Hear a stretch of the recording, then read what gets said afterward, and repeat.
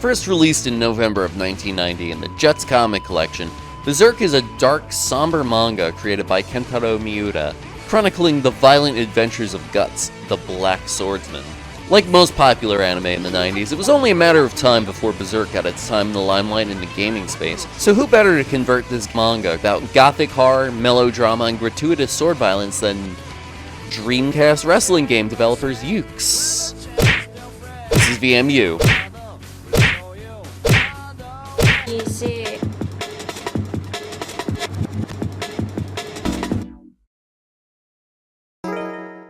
By the time Sword of the Berserk, Guts Rage, known as BERSERK Millennium Falcon Arc, chapter of the Flowers of Oblivion in Japan, had released, BERSERK had been running for the better part of a decade, giving the game plenty to draw from, and draw from it does.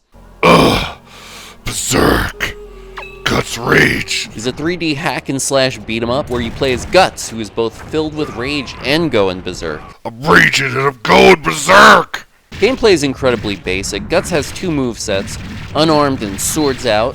The sword stance gives him access to both light and heavy attack buttons, which both auto-combo. His unarmed stance features a punch chain and a weak but ranged projectile.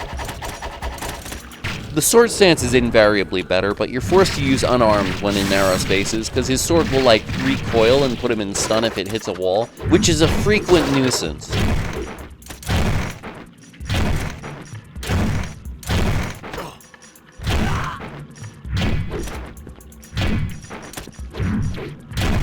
Guts also has several secondary weapons he could use, like caltrop bombs, some kind of sawn-off shotgun thing.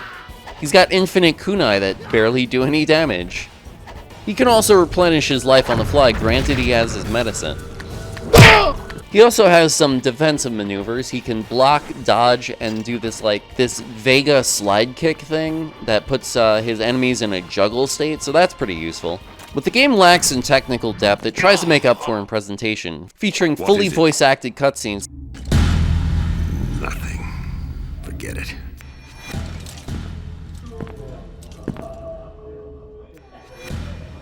This place is a Mandragoran holding cell. There's always the danger that they may go berserk. I'm going berserk! With great cinematography, making Sword of the Berserk Guts Rage feel very much like an interactive anime. Characters are vibrant and full of life, and they absolutely nailed the general atmosphere of the source material. Everything is bleak and miserable. Hey, what the hell do you think you're doing? This extends to the combat as well. While pretty brain dead, it is quite good to look at, featuring dynamic key posing and plenty of impressive blood splatters everywhere.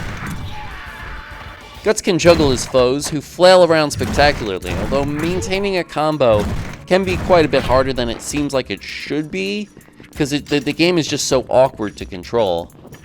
Guts Rage can't stand toe-to-toe with later 3D beat-em-ups like Devil May Cry, Ninja Gaiden, or Dynasty Warriors. Feel the power of my magic! But it did come first, and it represents a weird growing pains transitional period for the genre. It might have aged like milk in the sun, but it's still a foundational cornerstone of modern 3D action games, and its experimental, innovative nature make it certified Dreamcast core for sure.